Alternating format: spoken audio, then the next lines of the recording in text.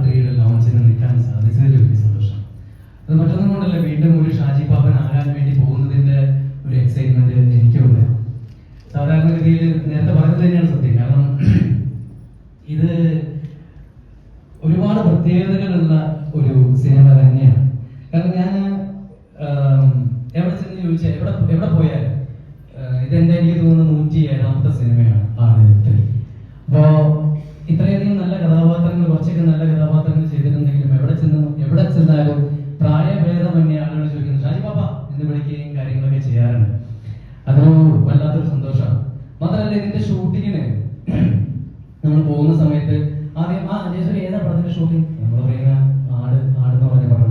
Okay അടുത്ത തവണ ചെല്ലുമ്പോഴത്തേക്ക് അത് മാറി, സിനാരിയോ മാറിയിട്ട് പാപ്പോ ഷാജി പാപ്പോ എന്ന് പറയും. അത് വളരെ റയറായിട്ടുള്ള ഒരു കാര്യമാണ്. കാരണം ഏത് സിനിമയുടെ ഷൂട്ടിങ്ങിന് പോകുമ്പോഴും ഒരു പക്ഷെ സിനിമയുടെ പേര് അറിയാൻ പറ്റും, ആക്ടറുടെ പേര് അറിയാൻ പറ്റും, കഥാപാത്രത്തിന്റെ പേര് ഒരിക്കലും അറിയാൻ പറ്റില്ലല്ലോ. പക്ഷെ അത് ആടിന്റെ ഒരു മാത്രം പ്രത്യേകതയാണ്. എവിടെ ചെന്നാലും പേര് വിളിക്കുക എന്നുള്ളത് അതൊരു വല്ലാത്തൊരു അനുഭവമാണ്.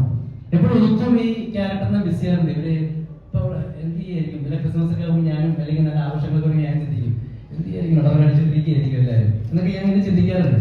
അതെന്തുകൊണ്ടാന്ന് വെച്ചിട്ടുണ്ടെങ്കിൽ ഇവരെ കാണാനുള്ള ആഗ്രഹം എനിക്കുണ്ട്, അതുപോലെ തന്നെ കഥാപാത്രമാകാനുള്ള ഒരു ആഗ്രഹവും എന്നിലുണ്ട്. അതൊക്കെ വളരെ റെയറായിട്ട് സംഭവിക്കുന്ന ഒരു കാര്യമാണ്. അതുപോലെ തന്നെയാണ് ഇതിന്റെ ഒരു എന്താ പറയാ, നേരത്തെ പറഞ്ഞതുപോലെ തന്നെ ഒരു പാർട്ട് വരിക, അത് ഫ്ലോപ്പ് ആവുക, അത് സെക്കൻഡ് പാർട്ട് ചിന്തിക്കുക എന്ന് പറയുന്നത് എനിക്ക് തോന്നുന്നില്ല ഇന്ത്യൻ സിനിമയിൽ വേറൊരു സിനിമയുണ്ട്. അത് എന്തുകൊണ്ടാന്ന് വെച്ചിട്ടുണ്ടെങ്കിൽ അത് ഓൺലൈനോടാണ് നന്ദി പറയാനുള്ളത്. കാരണം യൂട്യൂബിൽ വന്നതിന് ശേഷമാണ് എല്ലാവരും ഭയങ്കര ഇഷ്ടപ്പെട്ടിട്ട് നിങ്ങൾക്ക് ഇത് സെക്കൻഡ് പാർട്ട് എന്താ പറയാ ചിന്തിച്ചൂടെ. എനിക്ക് തോന്നുന്നു സാധാരണഗതിയിൽ പടം ഹിറ്റായി കഴിഞ്ഞിട്ടുണ്ടെങ്കിൽ നമ്മൾ ആലോചിക്കും സെക്കൻഡ് പാർട്ടിനെ കുറിച്ച്. പക്ഷെ പരാജയപ്പെട്ട സിനിമയെ കുറിച്ച് ആ എപ്പിസോഡെ നമ്മൾ മറന്നു. പക്ഷെ ആളുകളുടെ റിക്വസ്റ്റ് പ്രകാരം വീണ്ടും നമ്മളെ ചിന്തിപ്പിച്ച ഒരേ ഒരു സിനിമ എനിക്ക് തോന്നുന്നു ആട് 2 ആണ് എന്നുള്ള കാര്യത്തിൽ യാതൊരു തർക്കവും. അതൊന്ന്.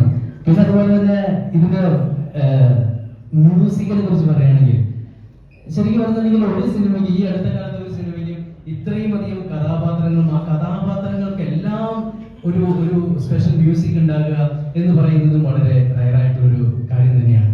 അതുപോലെ തന്നെയാണ് ഇതിന്റെ കോസ്റ്റ്യൂം ആണെങ്കിലും എന്റെ വൈഫാണ് ചെയ്തത്. വളരെ യുണീക്ക് ആയിട്ടുള്ള കോസ്റ്റ്യൂം, എല്ലാവരും ഏറ്റെടുത്തൊരു കോസ്റ്റ്യൂമായിരുന്നു. അടുത്ത ചേച്ചി കൊണ്ടിട്ടില്ലേ. അപ്പോ അങ്ങനത്തെ കുറെ അധികം നല്ല ഓർമ്മകൾ, അതുപോലെ തന്നെ കൂടെ അഭിനയിച്ചിട്ടുള്ള സഹിജു ആണെങ്കിലും ധർമ്മജനാണെങ്കിലും ഡൂഡാണെങ്കിലും അങ്ങനെ ഒരുപാട് നല്ല മെമ്മറീസ് ആണ് ഞങ്ങൾക്ക് ആടിനെ കുറിച്ച് ആലോചിക്കുമ്പോൾ. മിഥുന്റെ ഏറ്റവും നല്ലൊരു സ്ക്രിപ്റ്റ് ആയിട്ടാണ് ആട് 2 എനിക്ക് തോന്നിയിട്ടുള്ളത്. അതിലും